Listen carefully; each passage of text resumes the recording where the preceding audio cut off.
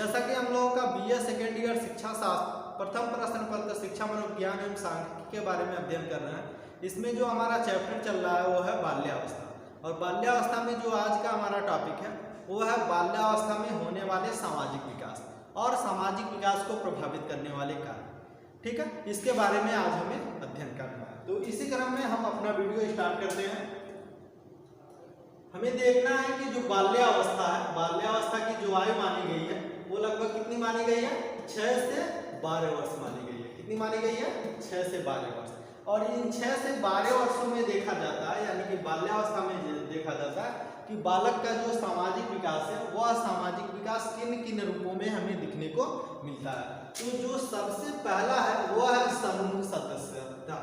समूह सदस्यता के रूप में किस तरह से बालक का विकास होता है। आपको पता है कि जो मानव है वो क्या है? एक प्रकार का सामाजिक प्राणी है, समाज में रहता है, इसलिए बालक का सामाजिकरण के द्वारा ही क्या होता है? विकास होता है। तो सबसे पहले जब बालक एक समूह का सदस्य बनता है, जिसके माध्यम से उस समूह के द्वारा वो बहुत कुछ सीखता है, जिसके द्वारा उसके अंदर सामाजिकता का विकास होता है, तो वह समूह के सदस्य के रूप में किन के रूपों में उसका विकास संभव है उसे हमें देखना है।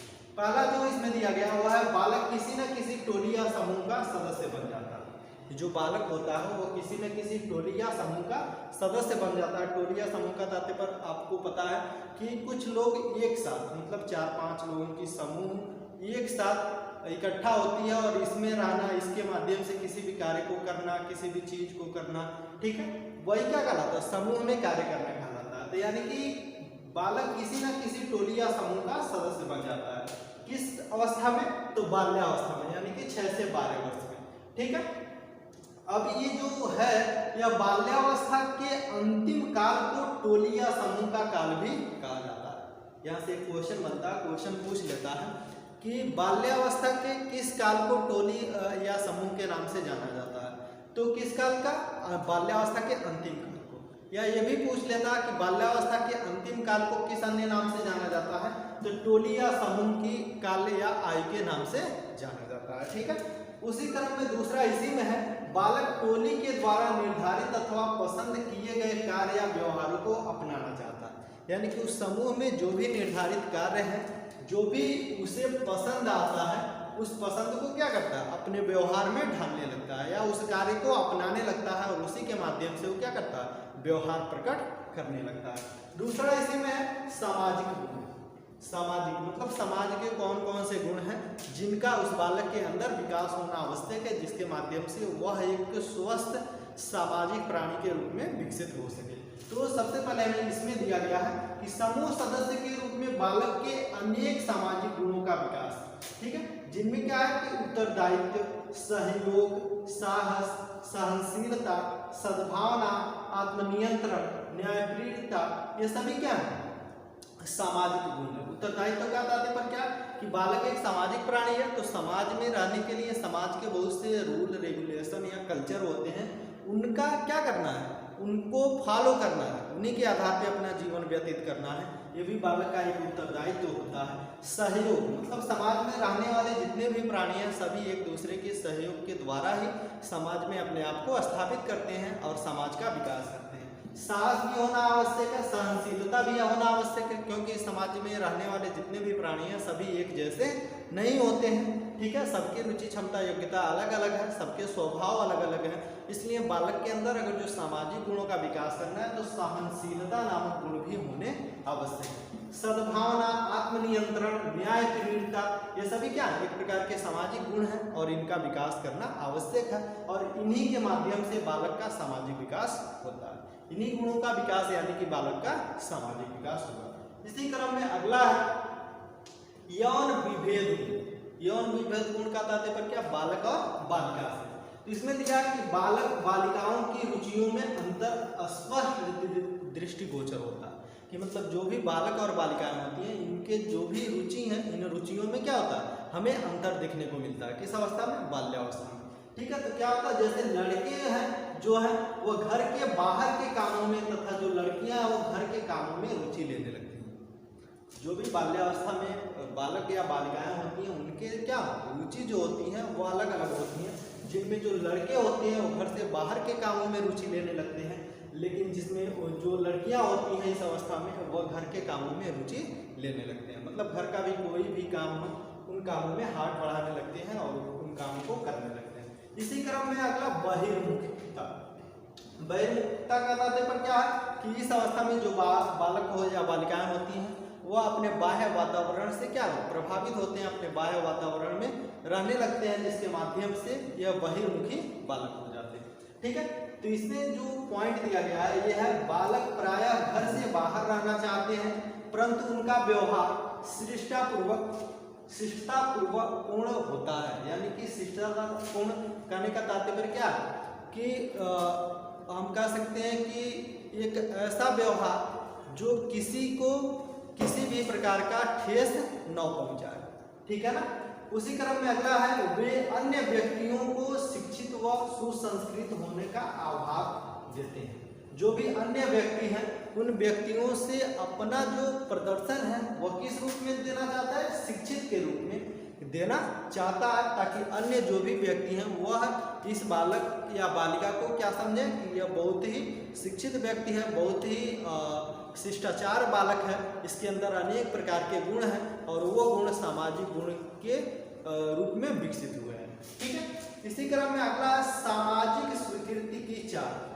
अभी इनका यह भी एक प्रकार का तथ्य है जिनका विकास होना आवश्यक है, वो है सामाजिक स्वीकृति, मतलब समाज के द्वारा स्वीकृति। इसमें क्या है कि सामाजिक स्वीकृति और इच्छा, प्रशंसा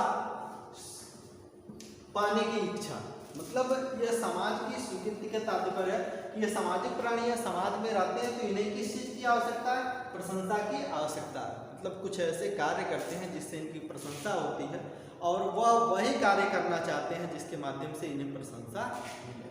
ठीक है, अगला है छोटे बच्चों का सहयोग करने, पढ़ने लिखने, कार्यों में सहायता करने तथा बड़ों के निर्देश आदेश का पालन करने। इनका यह भी कार्य होता है इन रूपों में, समाज के द्वारा यह स्वीकृत किया जाए किन के रूपों में, ताकि यह अपने से जो भी छोटे बालक हैं इनके कार्यों को क्या करें, कार्यों को करने में सहयोग करें। सहयोग किस रूप में करें, जैसे पढ़ने लिखने या कोई भी अन्य कार्य है इन कार्यों में सहयोग करें। साथ ही साथ जो भी बड़े बुजुर्ग लोग हैं इनके द्वारा कोई भी आदेश दिया जाता है तो इन आदेशों का पालन करें। इस क्रम में क्या होता है, इनके अंदर इस प्रकार के सामाजिक गुणों का विकास होता है। ठीक है, अब इसी क्रम में हम अगला पॉइंट देखते हैं, वो है वचन का प्रभाव। वचन का प्रभाव में क्या क्या होता है, प्यार तथा स्नेह से वंचित बालक प्रायः उद्दंड हो जाते हैं। अगर जो भी बालक जिन्हें प्यार एवं स्नेह नहीं मिल पाता है वह क्या हो जाते हैं, उद्दंड हो जाते हैं, वह अनुशासनहीन हो जाते हैं। ठीक है, उसी क्रम में अगला अपेक्षित स्नेह व संरक्षण मिलने पर उनमें सकारात्मक सामाजिक गुण विकसित होते हैं। अगर जो उन्हें स्नेह एवं प्रेम का विकास हो या स्नेह एवं प्रेम को प्राप्त हो तो उनके अंदर सकारात्मक सामाजिक गुण विकसित होंगे, जो पॉजिटिव होंगे, जो समाज के लिए क्या होंगे, अच्छे होंगे। उसी क्रम में अगला है मित्र चयन। इन अवस्था में मित्रों का चयन भी होता है जिसके माध्यम से वह अन्य मित्रों से मिलते जुलते हैं और उन मित्रों के माध्यम से क्या करते हैं, अपना सामाजिक विकास करते हैं। इनमें क्या है, बालक अपने मित्रों का चुनाव करता है। इस अवस्था में मित्रों के दृष्टिकोण, विचार, आदत आदि का बालक बालिकाएं क्या करते हैं, अनुसरण करते हैं। जो भी ये लोग क्या करते हैं, अपने अपने मित्रों का चयन करते हैं और जो भी मित्र होते हैं इनके द्वारा जो भी एक्टिविटियां होती हैं उनका क्या करते हैं, अनुसरण करते हैं। तो इस तरह से हमारा जो अगला पॉइंट है इसमें ये है सामाजिक विकास को प्रभावित करने वाले कार्य। ठीक है, अब हम पहले हमने देखा कि बालक का सामाजिक विकास किन के रूपों में हुआ। ठीक है, अब जो सामाजिक विकास है उस सामाजिक विकास को प्रभावित करने वाले कारक कौन कौन से हैं। तो इसमें सबसे पहले आप वंशानुक्रम। वंशानुक्रम भी बालक के सामाजिक विकास को प्रभावित करता है। जिस तरह से उसके माता पिता होंगे, जिस तरह से उनका सामाजिक परिवेश होगा, जिस तरह से समाज में उनका आदर सत्कार होगा, उसी रूप में उस बालक का भी सामाजिक विकास संभवतः हम कह सकते हैं कि वंशानुक्रम का भी सामाजिक विकास पर प्रभाव पड़ता है। ठीक है, अगला है अध्यापक। अध्यापक का भी बालक के जो सामाजिक विकास है इन पे प्रभाव पड़ता है। यानी कि अध्यापक के जो भी गुण होते हैं इन सभी गुणों का प्रभाव बालक के ऊपर पड़ता है और उसी प्रकार के व्यक्तित्व को बालक अपने समाज में प्रदर्शित करना चाहता है, जिसके माध्यम से बालक का सामाजिक विकास में अध्यापक का भी क्या प्रभाव पड़ता है। उसी क्रम में विद्यालय क्या है? विद्यालय बालक का सीखने का एक क्या साधन है, जहाँ पे बालक औपचारिक रूप से सीखता है। और विद्यालय में बहुत से लोग बालक आते हैं शिक्षा प्राप्त करने, जिसमें बालक के अंतर्गत सहयोग की भावना, शिष्टता की भावना, मित्रता की भावना, इन सभी प्रकार के उत्तरदायित्वों का क्या होता है? विकास होता है। और इसके माध्यम से बालक क्या करता है? सीखता है। ठीक है। साथ ही साथ उसके अंदर सामाजिक वातावरण के आधार पर उसके अंदर सामाजिकता का विकास होता है। इसी क्रम में अगला है संवेगात्मक विकास। संवेगात्मक विकास का तात्पर्य क्या है? कि जो बालक होता है यह इस अवस्था में यानी कि बाल्यावस्था में इसके अंतर्गत जो भी संवेग होते हैं उनका विकास भी होता है, और इन संवेगों का भी प्रभाव क्या पड़ता है? बालक के सामाजिक विकास पे पड़ता है। यानी कि हम कह सकते हैं कि स्नेह, प्रेम, घृणा, ईर्ष्या, द्वेष, ये सभी क्या है? एक प्रकार के हम कह सकते हैं कि संवेग हैं, और इन सबका प्रभाव बालक के सामाजिक विकास पे पड़ते हैं। इसी प्रकार से अगला है समाज। समाज भी क्या है? बालक के सामाजिक विकास को प्रभावित करने वाला एक कारक है। ठीक है। अगला है आर्थिक स्थिति। आर्थिक स्थिति का तात्पर्य क्या? कि बालक का जिस प्रकार से आर्थिक स्थिति होगी, अगर जो उसकी आर्थिक स्थिति अच्छी है, सुदृढ़ है, तो उसका विकास अच्छे समाज या परिवेश के आधार पे होगा। और जो उसकी आर्थिक स्थिति ठीक ठाक नहीं है तो समाज में उसे स्वीकृति नहीं प्राप्त होगी, अनेक प्रकार की समस्याएं उसे झेलनी पड़ेगी, जिसके माध्यम से उसका सामाजिक विकास अच्छे से नहीं हो सकता। उसी क्रम में अगला है परिवार। आपको बताया कि बालक का सबसे पहला जो समाजीकरण का केंद्र है वो क्या है? परिवार है। और परिवार के माध्यम से ही बालक का विकास होता है। परिवार के जो भी सदस्य होते हैं जिस प्रकार से बालक को क्या करते हैं? प्रेरित करते हैं, जिस प्रकार का एक्टिविटी उस बालक के सामने करते हैं उसी प्रकार से उस बालक का समाजीकरण होता है। हम कह सकते हैं कि बालक के सामाजिक विकास में परिवार का महत्वपूर्ण योगदान होता है, और परिवार भी क्या है? बालक के सामाजिक विकास को प्रभावित करने वाला एक कारक है। इसी क्रम में अगला है शारीरिक मानसिक स्वास्थ्य। कहने का तात्पर्य है कि बालक का जब तक शारीरिक और मानसिक स्वास्थ्य अच्छा नहीं होगा तब तक उसका किसी भी प्रकार का कोई भी विकास नहीं हो सकता, चाहे वह सामाजिक विकास हो, चाहे वह मानसिक विकास हो, चाहे वह चारित्रिक, आध्यात्मिक या कोई भी। बालक के किसी भी पक्षों का विकास बिना शारीरिक और मानसिक स्वास्थ्य के नहीं हो सकता। इसलिए बालक के सामाजिक विकास में शारीरिक और मानसिक स्वास्थ्य का होना आवश्यक है, जिसके माध्यम से उस बालक का सामाजिक विकास हो सके। शारीरिक और मानसिक विकास अच्छा है तो बालक का सामाजिक विकास अच्छा होगा, शारीरिक और मानसिक स्वास्थ्य अच्छा नहीं है तो बालक का सामाजिक विकास अच्छा नहीं होगा। ठीक है। अब इस टॉपिक से कुछ इंपॉर्टेंट प्रश्न हैं, उन्हीं इंपॉर्टेंट प्रश्नों को हम जान लेते हैं कि कौन कौन से इंपॉर्टेंट प्रश्न हैं जो आपके एग्जाम में पूछे जाते हैं। पहला, बाल्यावस्था के अंतिम काल को क्या कहा जाता है? तो हमने अभी आपको शुरू में ही बताया, समूह सदस्यता में बताया हमने आपको कि बाल्यावस्था के अंतिम काल को क्या कहा जाता है? टोली या समूह की आयु कही जाती है। ठीक है।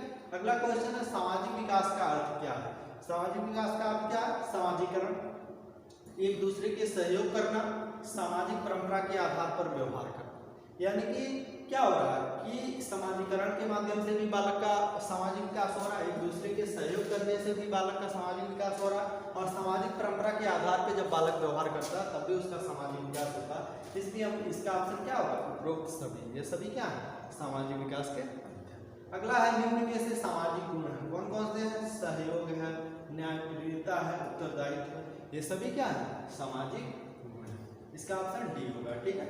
इसी क्रम में हमारा अगला जो प्रश्न है वो है, सामाजिक विकास को प्रभावित करने वाले कारक कौन कौन से? तो सामाजिक विकास को प्रभावित करने वाले कारक कौन कौन से? परिवार है, परिवार भी है, परिवार विद्यालय भी है और समाज भी है। अतः इसका ऑप्शन क्या होगा? ये सभी होगा। ठीक है। इसी क्रम में हमारा अगला प्रश्न है, बाल्यावस्था में सामाजिक विकास किन के रूपों में होता है? तो किन के रूपों में होता? हमने आपको अभी बताया 7 प्रकार बताए थे, जिनमें समूह सदस्यता भी था, सामाजिक गुण भी थे और यौन विभेद गुण भी थे। इसलिए इसका भी ऑप्शन क्या होगा? डी होगा, यानी कि ये सभी से। ठीक है। इसी क्रम में आज का हमारा वीडियो समाप्त होता है। मिलते हैं अगले वीडियो में।